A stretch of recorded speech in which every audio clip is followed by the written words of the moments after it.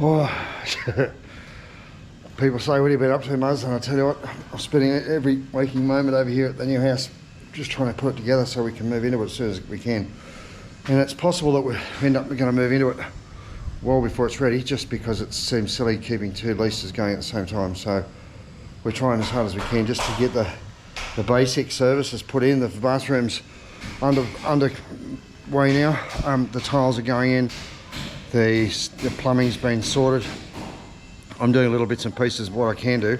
There's a big portrait there of a naked lady, and that's been taken, and we've started putting a bit of undercut on that. The doors have been rescanned and a bit of paint put on the front window frames and stuff like that.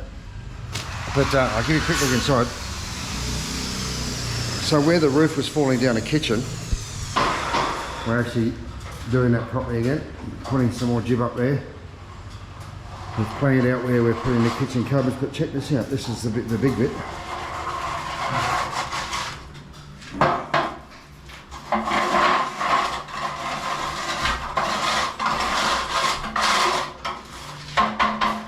Master tiler, builder, handyman, drywall fixer, you call it. Oh, look, it's great. There's the tiles that are going in, nice big granite tiles. It's going to look fantastic. Honestly, the rest of the house is going to look pretty boring, but the bathroom's going to look gorgeous, and that's because I can't stand the local bathrooms. I can't explain the frustration that you got to go through living here in Bali when you don't have a Bunnings around the corner. It's really weird.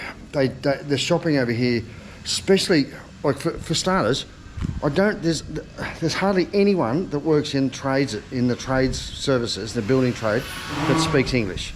Because to be honest, 99% of the builders and the developers and the handyman and the tradies and whatever, they are all locals, because you're not allowed to come over here and work here, so as an outsider. So you don't need to speak English to be able to sell tools or supplies or plumbing or whatnot.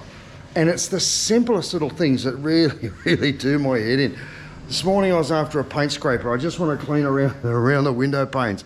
I'll say, that little plastic paint scraper with a Stanley knife blade? No, don't know what they are. I put one up on Google Images and never seen one before, but maybe you can buy them from interstate or from China or something.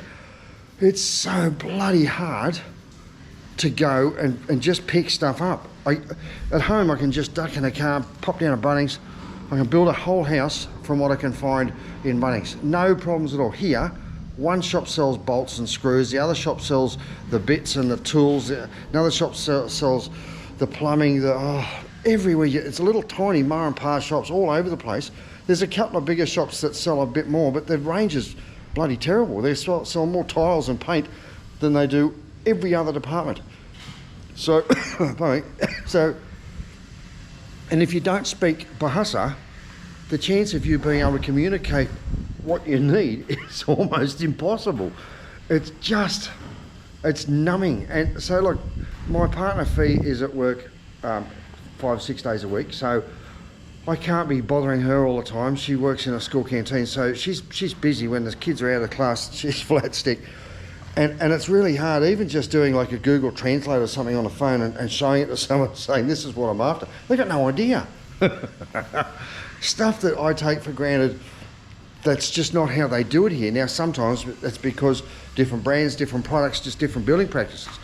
I just want an extension cord. You know how much I had to get a guy to make one up for me, because they just don't have extension cords without multiple, like 4 or 5 power points on the other end. And I don't want to have that on a building site because it gets water in it, can get damaged, and it's just dangerous. So, but so much stuff is so different from what you'd expect. I'm going to start doing a series about moving to Bali. So many people have asked me about coming over here long term, retiring in Bali. There's a brand new visa called the second home visa. There's a lot of interest, especially from my subscribers and from my followers, asking about, is it possible, is it practical, is it feasible to move to or retire in Bali? Now, I've got some great news. on some options that are becoming available.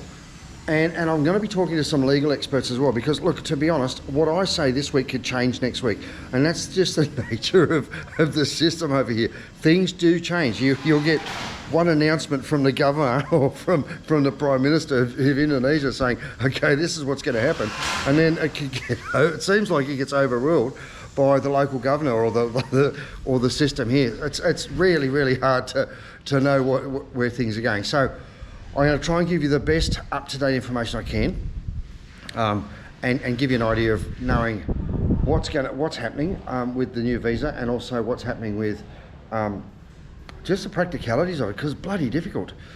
It's not impossible, but a lot of people over here, I've got a mate of mine, I might even try and put him online and interview him. Stephen's been over here heaps of times, and the last time he came over here, he decided to invest in a restaurant. And it's a lovely restaurant. I haven't been there yet, to be honest. I've been so busy doing my stuff, and I've been away for a lot of it. But I caught up with him the other night, and he's having exactly the same difficulties, and just the extra costs and the extra time delays, or the difficult level is just, wow. It's hard to get used to. So living in paradise, if you've got someone doing all the hard work for you, man, you're set. But if you've got to do it yourself, you're up for a hell of a job. I really mean that. And look, I'm not an expert here. I've only been here for a year. A lot of people have been here for 5 and 10 years. They still don't know what they're doing. And if you've got an offsider who's a competent Bahasa, and a lot of people do, they've got their bar manager, or they've got their 2IC, I guess you'd call it, then they've got someone who can do all these run around jobs. I guess I'm a little bit hands-on because I'm broke, and I can't afford to be paying people good money to go and do the stuff that should be pretty easy, like get a bloody paint scraper. Look, I just got a craft knife and took the blade off and did what I needed to. But it's still a compromise. Hey guys, I love the feedback I'm getting. It is a bit of a project.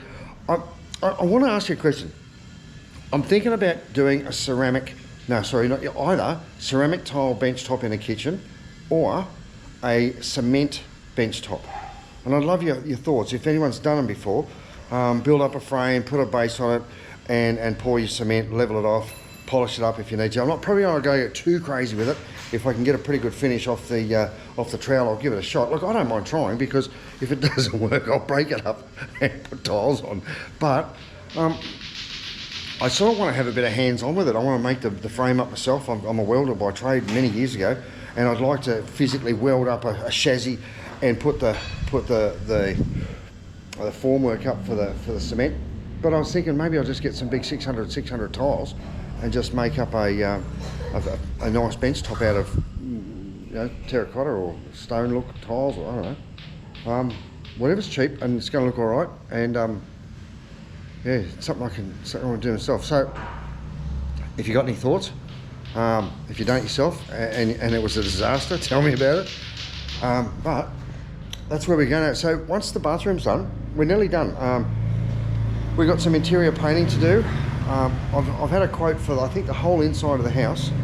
That's them to come in, me supply the paint, and they just supply everything else and get in and do it. It goes on a square footage or square meterage.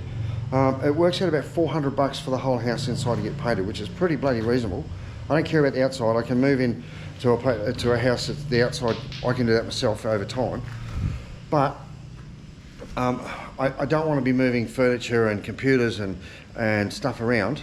Not that I've got much, but just once I'm in, I like to be settled up. So I'd like to at least get the main areas done, and I can work on some other bits and pieces while we're going. I don't mind that at all.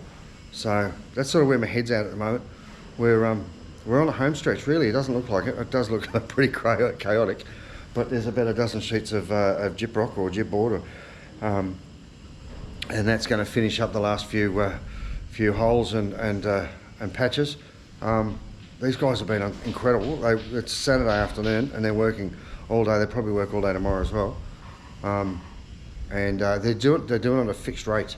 So with the bathroom, they turned around and they said, okay, well, this is how much it's going to cost. Bang, gave me a price. And he's done a lot of work. He's done a hell of a lot of work. And the whole bathroom's in labour has cost me, I think it's about 600 Aussie dollars. And that's with multiple staff, that's with all the rest of the stuff he's put in behind it. And about the same in, about $400 in tiles so far, I think. Yeah, about that. And then you've got your sinks and your bath, your toilets and hand basins and whatnot. It's coming together nicely. It really, it's going to look livable. It's not going to look like a $1 million mansion, but I'm not $1 million man. I'm pretty down to earth sort of ordinary bloke. I'd like it to look nice, but I'm willing to wait for a little bit before I can afford the nice stuff. I'll just be happy having somewhere to move around and get air conditioning in here, because I'm here every day now. It's bloody hot. Look, I'll show you what they do. They don't, for the houses that don't have air conditioning, above the doors they've got these open vents. So here I'm down here somewhere. So they have these vents, but because it's been air conditioned in the past, someone's put a board up on the inside of the timber. But so you either have air conditioning and stop all the free flow of air, or you board it up like this one here, and you keep the local air in. With this like that, it actually stays reasonably cool because it's got a big high roof. But it's sort of like either one or the other. I've got half and half. One side of the window that's where the air conditioning is to sit up the top there, and this side's open, and then that side's open, and that side's closed, and there's holes everywhere. So obviously they've changed it over time. This is their master bedroom, and that's had an air conditioner sitting up there, and they've brought it up the top there. Probably if I put it up there, it points straight on my legs. So I don't hate having cold air pumped onto my legs. I get cramps, so I'm going to move that, put it out the side of the bedroom.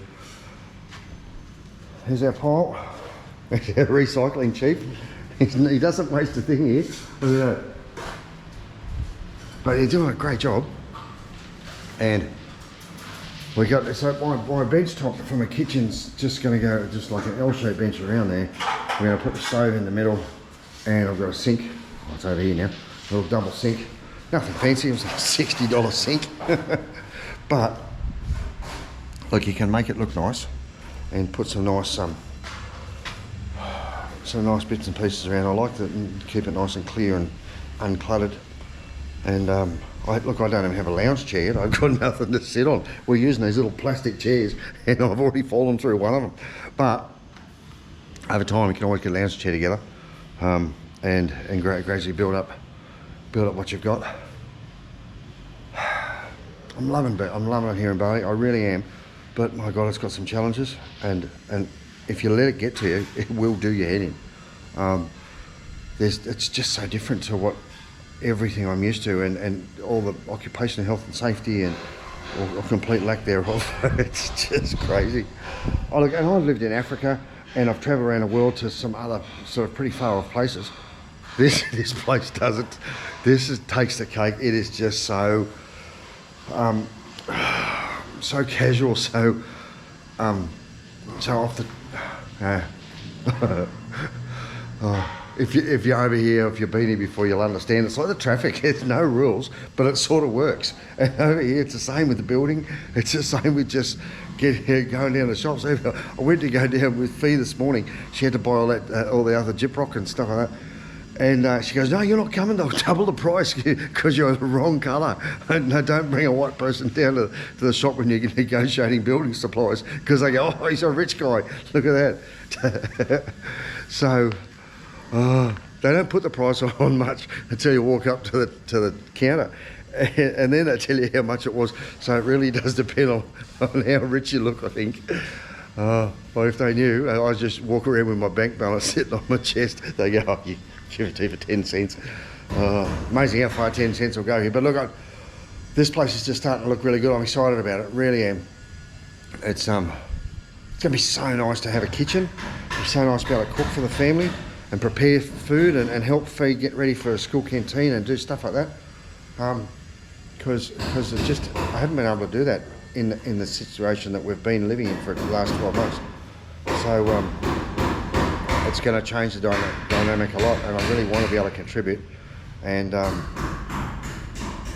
yeah, maybe get a little bit more practice, do some more of these cooking classes, because I really enjoyed that, and I'd love to be able to get proficient at doing it their way, not just a packet of sauce mix sort of way, because some of the food here is just sensational. Some of it's bloody hot, but I want to learn more, and I want to keep experiencing as much as I can here. This place is, yeah, it's different. It's wonderful. It's crazy. It's hey, if you're coming over, don't forget, look me up. Let me know ahead of time, just in case I need some more chips or something.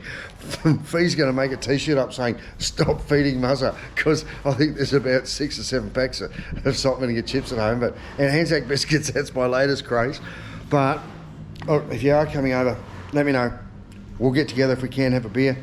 If we don't get a chance, I'm really sorry, because I'm a little bit busy at the moment, but there's a lot happening. It's a beautiful day. You don't get too many really beautiful blue sunny days, but today is just one of them. I think I might go to the beach this afternoon if I can. Just sit there and watch the sunset if we're going to have one. A little bit of rain this morning, but it wasn't too bad. But that's the life in the tropics. One day it's absolutely bucketing down, next day it's beautiful blue sunny skies. It's quite a moderate temperate climate. I'm not sweating, it's not overly hot. It's just, I guess I'm a bit more accustomed to it, but it's not take your breath away hot. If it starts getting too hot, I grab the water blast to go out the other side of the house and start getting the paint off, because I get wet and it cools me down. The things you got to do to survive in paradise. Hey guys, thanks for being with me for the day. I'll talk to you soon. I've got some more vlogs coming. Oh, tonight I'm going out with Gatot. 2 o'clock in the morning. We're going back up to Mount Batur, but the good thing is I'm not going on foot. He's got a 4-wheel drive that's going to take us all the way up the mountain. So I'm looking forward to that. And Fee's coming with me as well, so Jonathan's got to stay at home, look after little puppy. Now, a couple of people have been asking me about little Chino, Mocha Chino. So Chino's about a week old. Eyes still haven't opened yet. She's going really, really well. She's eating well. She's on the bottle. She's got a couple of little hot water bottles in her little box. And every 2 or 3 hours, she's waking up, and where you've still got to manually sort of stimulate them to make them go to the toilet, which is a bit of a... Jonathan got a big poo all down him today. He's going, "Oh, look at this." Oh, no, there you go. It's not stinky. It's just not pleasant. But it's good for him to learn about babies and about responsibility. And that's a really important thing. I grew up hand feeding kangaroos and baby birds, and now my daughter's doing it and all that sort of stuff. So. Good on Jono. He's starting to chip in and lend a hand. Chino's going well. In the next few days, I think her eyes will open. She's quite active, but and she'll let you know when she's hungry. And squealing away and whatever. So we haven't had a good night's sleep for the last week, but it's starting to go for a little bit longer at night time. I think she went about 4 hours last night. So from the middle of the night feed, which is pretty good. And she's drinking a little bit more and making the guts of herself, so it's all good. Well, that's it. Update over and done with. I can't wait to show you the videos from Mount Batur. Hopefully we'll get a sunrise like this one and be absolutely stunning again. And while we're up that way, we might do a couple other tours and just do a few more vlogs about out and about in Bali. I really mean to be trying to get back to them, but there's only one me, and I can only stretch so far. So thanks for coming, guys. See you later. Bye.